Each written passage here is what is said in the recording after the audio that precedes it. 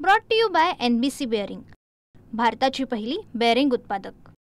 साहेब, आज भोकरदनमध्ये भव्य असा जनाक्रोश मोर्चा निघाला। नेमकी मोर्चाच्या मागण्या काय होत्या? मुख्य नाही, मोर्चाच्या मागण्या या स्थानिक पातळीवरती इथं अनवया गावामध्ये एक आपलं हेमाडपंथी मंदिर आहे आणि त्या मंदिरामध्ये आपण जर पाहिलं तर काही गोमांस टाकण्यात आलेलं होतं आणि त्याच्या एक आरोपी हा एक हिंदू माणसाला त्या ठिकाणी आरोपी करण्यात आला, त्याला अटक देखील करण्यात आली। म्हणून पोलिसांनी हा तपास हा कुठेतरी दिशा बदलण्याकरता केला की कुठेही इथं गावामध्ये कुठं वादविवाद होता कामा नाही किंवा इथं जातीय तणाव निर्माण झाला नाही पाहिजे, म्हणून हिंदू माणसाला आरोपी केलं म्हणजे तो विषय डायव्हर्ट होतो। डायव्हर्ट करण्याचा प्रयत्न आज पोलिसांनी केला आहे, म्हणून त्याचा निषेध म्हणून या ठिकाणी तो मोर्चा, हिंदू जनाक्रोश मोर्चाचं आयोजन करण्यात आलं होतं।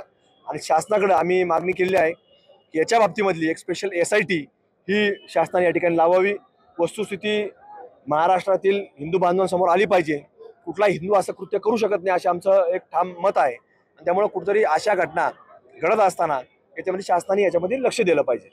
तुम्ही असेल, महाराज असेल, तुम्हाला देखील पोलिसांनी नोटीस दिल्याचं तुम्ही स्वतः जाहीर केलेलं नाही, पोलीस नोटीस देतात म्हणजे ही त्यांची प्रोसिजर आहे, पण प्रोसिजर त्यांनी ऍक्च्युली ही करत असताना हे आरोपी योग्य जर अटक केला असता तर ही वेळ त्यांच्यावर आली नसती।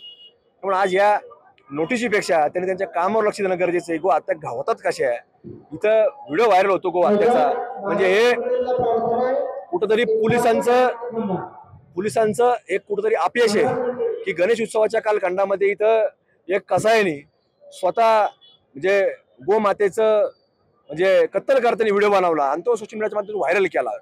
हे पोलिसांचं अपयश आहे की इथं गो हत्या होतीये हे स्वतः तो आरोपी दाखवतोय, मीडियाच्या माध्यमातून दाखवतो, व्हिडिओच्या माध्यमातून दाखवतोय, म्हणजे पोलिसांकरता हे फार मोठं अपयश त्यांचं आहे। त्यामुळे झाकण्याकरता कुठेतरी पोलीस असं करत राहतात। साहेब, राज्यामधल्या अनेक शहरामध्ये आय लव्ह मोहम्मदचे बॅनर लागलेले आहेत, तुम्ही कसं?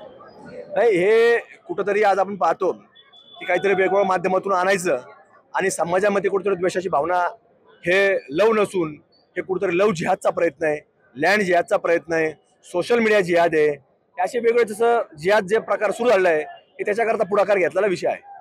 साहेब, लव जिहादच्या विरोधात तुम्ही येणाऱ्या अधिवेशनात नाही, आमची मागणी आम्ही केलीच आहे शासनाकडे की लवकरात लवकर लव जिहादचा कायदा हा राज्यामध्ये तयार झाला पाहिजे, ज्याच्यातनं इतर समाजातल्या ज्या मुलींचं जे काय आज आपण पाहतो धर्मांतर होतंय तर ते लग्नाच्या माध्यमातून होतं आणि लग्न अगदी क्षणिक असतं, काही महिन्यांकरता असतं, नंतर ती मुले सोडून दिल्या जातात। साहेब, भाषणादरम्यान तुम्ही पोलिसांवर गंभीर आरोप केलेले आहेत, नेमकी गावकऱ्यांनी तुम्हाला काय माहिती दिली? नेमकी संपूर्ण नाही, काय गावकऱ्यांनी माहिती देण्यापेक्षा आज आपण पाहतो की इथं जे काही प्रकार जो घडलेला आहे, कुठला हिंदू असं कृत्य करू शकत नाही की मंदिरामध्ये काहीतरी करायचं आणि पोलीस त्याला कुठे हिंदूलाच आरोपी करतात। ते फक्त इथं कुठेतरी वातावरण खराब होऊ नये म्हणून त्याकरता हिंदूला टार्गेट करायचं आणि जो शोषित हिंदू आहे त्याला जेव्हा टार्गेट करायचं असा पोलिसांनी प्रयत्न केलेला आहे। साहेब, पुन्हा एक दुसरा प्रश्न असा आहे की तुम्ही ते रोहिंग्यांबद्दल बोलले, बांगलादेशी जे घुसलेले त्याच्याबद्दल काय सरकारची काय भूमिका? नाही, याच्यामध्ये आपण पाहतो की अनधिकृतरित्या हे रोहिंगे भारतभरामध्ये घुसलेले आहेत आणि आमच्याकडे तशा पोलीस केसेस दाखल झाले, त्यांना पकडलंय पोलिसांनी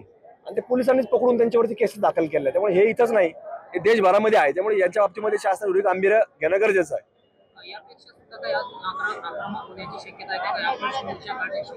नाही, वेगळं जिथं अन्याय होईल तिथं अशा प्रकारचे मोर्चे निघत राहतील। Brought to you by NBC bearing, भारताची पहिली बेअरिंग उत्पादक।